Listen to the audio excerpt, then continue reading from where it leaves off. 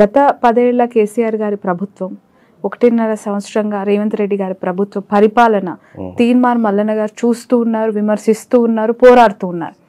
ఎలా ఉంది డిఫరెన్సియేషన్ మీ మాటల్లో? మీరు ఎక్కువ మందిని ఇంటర్వ్యూ చేస్తారు కాబట్టి మీరు చెప్పాలి.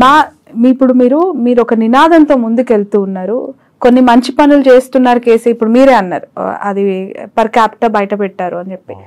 గవర్నెన్స్ లో డిఫరెన్స్ వాళ్ళకు ఈ పాయింట్ భవిష్యత్తులో వీళ్ళు పట్టుకుంటారు అనేటువంటి ఇంటెన్షన్ ఉంటే ఇది బయట పెట్టకపోదురు, దాని కథ వేరు. ఓకే, సో డిఫరెన్స్ మీ మాటల్లో ఎట్లా ఉంది గవర్నెన్స్, ఇద్దరికి వ్యత్యాసం? అంటే ఒకటి, తెలంగాణ రాష్ట్రం దగ్గర విపరీతమైన మిగులు బడ్జెట్ ఉన్నప్పుడు కేసీఆర్ ముఖ్యమంత్రి, ఏదంటే అది విచ్చలవిడిగా అప్పులు తెచ్చి మరీ చేసి పారేసింది.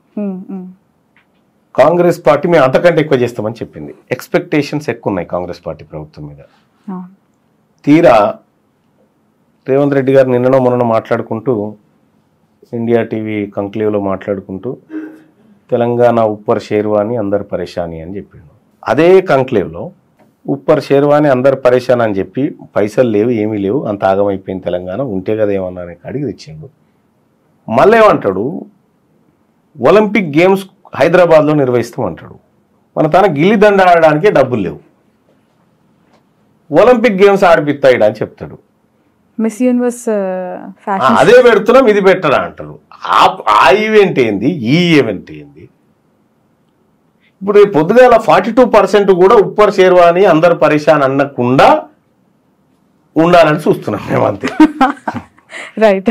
మొన్న మీరు సస్పెండ్ అయ్యాక ప్రెస్ మీట్ పెట్టినప్పుడు మీ రైట్ సైడ్ కూర్చున్న వ్యక్తి కేసీఆర్ గారి మాజీ పిఆర్ఓ విజయ్ కుమార్ గారు. ఏంటి ఆ డెవలప్మెంట్? సడన్ గా ఆయనను తెర మీదకి తీసుకొచ్చేసారు, మీ పక్కన ప్రత్యక్షం అయ్యారు. మీరు వివాహం కాకముందుకు మీ నాన్న పక్కన ఉన్నారు, తర్వాత చిదంబరం గారి పక్కన ఉన్నారు. ఏంది డెవలప్మెంట్ అంటే ఏం చెప్పాలి నేను? ఆయన ఒక బీసీ నాయకుడు, కేసీఆర్ గారు తెలంగాణ ఉద్యమం చేసినప్పుడు అనేక మంది ఇతర పార్టీలలో వచ్చి పక్కన కూర్చున్నారు.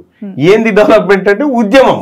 బ్యాడ్ సిచ్యువేషన్స్ లో తను కేసీఆర్ నుంచి దూరం అవటము, తర్వాత ఎక్కడ కనిపించకపోవడం, ఏదో బుక్ లాంచ్ లో కనిపించారు, అదే చివరి సందర్భం మీడియాలో విజయ్ గారి గురించి. We all know about him. మీరు ఆయనని బయటకు తీసుకొచ్చి మీ పక్కన కూర్చోబెట్టుకోవడం అనేది చాలా విషయం. ఏంటంటే అతనికున్న నాలెడ్జ్, అతనికున్న బీసీల పట్ల ఉన్న ప్రేమ, అతనికున్న కమిట్మెంట్ ఈ ఉద్యమానికి అవసరమని భావిస్తా ఉన్నాము, అందుకోసం ఆయన వచ్చింది తప్ప మీ అందరం కలిసిమెలిసి ముందుకు పోవాలనుకుంటున్నాం. మీ టార్గెట్ ఏంటి పొలిటికల్ గా? What is your ambition future లో? నా టార్గెట్ చెప్తా ఉన్నా, తీన్మార్ మల్లన్న చనిపోయిన తర్వాత 1,00,000 మంది నా సావుకు రావాలి, ఇది నా టార్గెట్. అంటే ఈ క్వశ్చన్ నేను అడిగితే మరి మీరు ఫీల్ అవుతారు, ఇప్పుడు మీరు సాధించుకున్న ఆదరణ, మీరు తెచ్చుకున్న పేరు వల్ల అంతకంటే ఎక్కువనే రెస్పాన్స్ వస్తుంది. గుడ్ మార్నింగ్ తెలంగాణ ద్వారా ఎమ్మెల్సీ ఏంటంటే మీరు దాంట్లో లాజిక్ అర్థం చేసుకోవాలి. అంటే మనము ఈ చనిపోయిన తర్వాత కూడా బ్రతికుండాలంటే ఈ సమాజం గురించి, సమాజంలో ఉన్న ప్రజల గురించి ఏదో ఒక మంచి పని చేసుకోవాలి. అప్పుడే ఈ సమాజం మనల్ని గుర్తుపెట్టుకుంటుంది. వట్టిగా చనిపోవడానికి నేను సిద్ధంగా లేను. ఫస్ట్ ఆఫ్ ఆల్ ఏదో ఈ ప్రజల కోసం చేయాల్సిందే అనేటువంటి తపంతో ఉన్నా.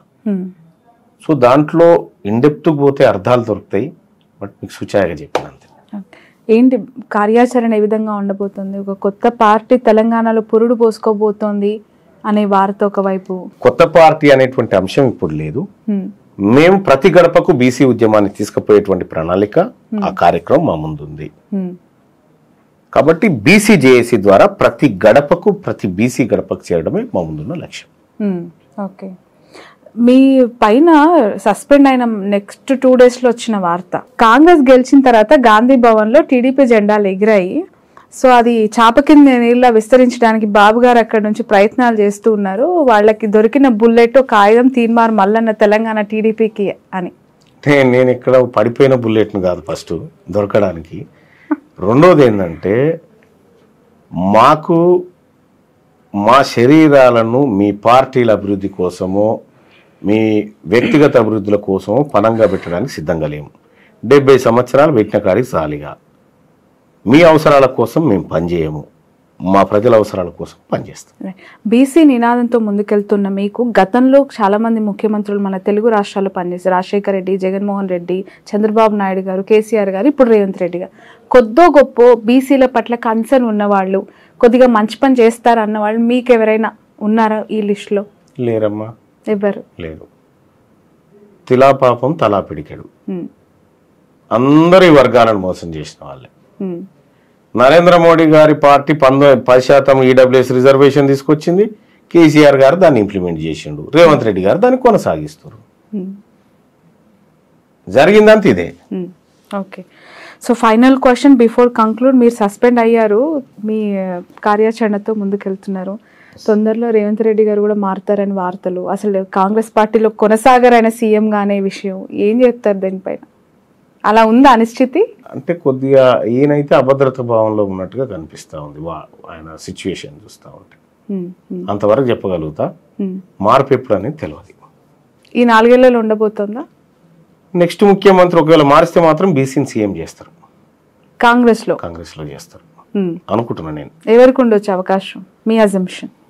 ఎవరికైనా ఉంటుంది. కాంగ్రెస్ పార్టీలో ఒకసారి ఏం జరిగిందంటే, ఆలేరు నుంచి ఒక అభ్యర్థి పోటీ చేస్తా ఉన్నారు, ర్యాలీగా పోతా ఉన్నారు.